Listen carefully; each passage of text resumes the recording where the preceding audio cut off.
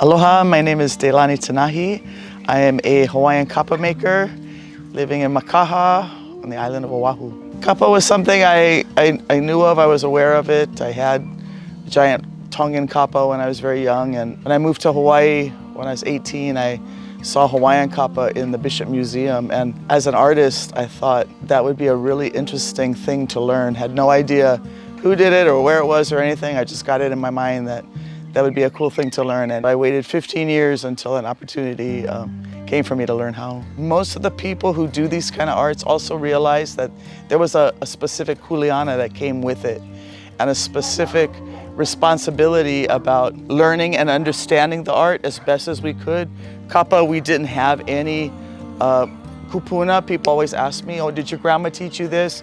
But you know, I have pictures of my grandfather and his family, and they're all wearing clothing already. So, you know, nobody was making kapa. When the ali'i saw clothing, and when they saw Captain Cook and saw these captains and all these people coming who were just dressed head to toe, they were like, oh yeah, we got to get in on that action. And so they immediately began wearing clothes, and Hawaiians, you know, they liked that too. They saw fabric and thought, wow, we like these designs. How can we reinterpret these designs using, you know, our art? And so then the design work completely changed, because before it was different designs, more hand printing things. Now they were stamping most of this kind of stuff they were doing. I make stamps that are based on the stamps that are in the museum. But you know, when we actually have to make a piece of kapa, most of my work is commissioned. So people ask me, can we get a kapa? Can it tell this story? And you know, I'm using a stamp with a bunch of geometric forms to tell stories like, can you talk about my recovery from cancer? Can you talk about my 4 children? As a storyteller, you have to be able to kind of pull all your references of Hawaiian things, global things, legends and stories and deep meaningful thoughts, and create this image that's not representative at all, but you're going to see my interpretation of the story you just told me. So, you know, when we really think about it, it's not like we're going to go back and make kapa to make clothes out of. Putting it into traditional uses, as well as in corporate hotels or offices, or somebody just wants something on their wall that talks about their family or their aina.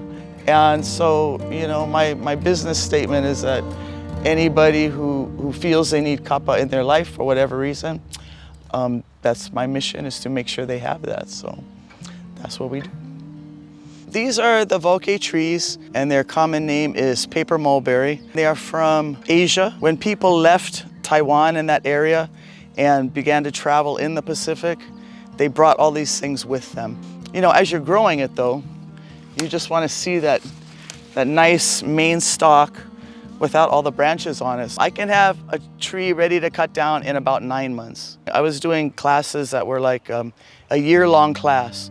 And that class, their first class, was planting the tree that they would cut down in 9 months, so that they could understand how much work just that component took. This is a nice sized tree. If I was gonna make a malo or a men's loincloth or something, you know, this would probably be a nice one, good age. If I didn't need to work on that kapa right then, but maybe I felt that the tree was mature and should come down, I can beat it and then dry that strip of tree bark and then soak it and do the fermentation. The steps of making the kapa are not necessarily sit down one time and do everything start to finish. There's actually some time you have to take in between, like for the fermentation, drying, softening.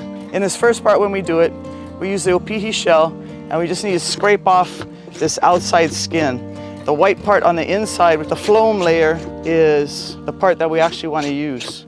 So we go right around and scrape this all off. Now, of course, because we did get metal eventually, I do this with a knife now, and especially if it's a 12-foot long tree. Then we would move to our shark's tooth knife, and we're just gonna make an incision right along here so that we can peel this open. I wish I had the entire tree, because that just came off really, really nice like that. We have our kua pohaku, and we have our hohoa. More of a firm tapping motion. I'm just gonna soften this whole thing. A piece can double, triple, quadruple. I've seen a piece start out small and end up 3 feet wide in this stage. In the South Pacific, in Samoa, Tonga, Fiji, this would be considered the completion stage when it's like this. It would be a bigger piece. If there was holes, they'd patch them. They would oftentimes paste pieces together and then do the dyeing and everything on it, and that would be done. For us, we're gonna put it in water and ferment it and then move to the next stage. If you can see all the flies buzzing around, you can tell that this piece was definitely fermented. The hohoa is just meant to open up the fibers. Then we get to the ie kuku, which is the beater that has the lines and that watermark that Hawaiian kapa is very known for. So you can see how it moves out differently. Then when it's all finished, then we'll put that watermark in. This one is called Maka'upena Pupu. It's the fishnet design. Then you'd have your finished dry piece, which can look like this. And I like to use a shell or something that can kind of burnish it, flatten it out. I made stamps. I used the bamboo, but I used some rubber, carved the designs on it, and used an ink pad. It's just a little easier and not so messy. The method of printing with ohe kapala, typically the design is placed shoulder to shoulder and lined up so that that one design printed many times, it ends up being a totally different design, which also can change what you think it meant. Then if we have our natural dyes. So this one here is alai, hapolena, which, you know, if you don't have it growing in your yard, you can definitely use the powdered form of it. And then this is uki uki, which is a native lily.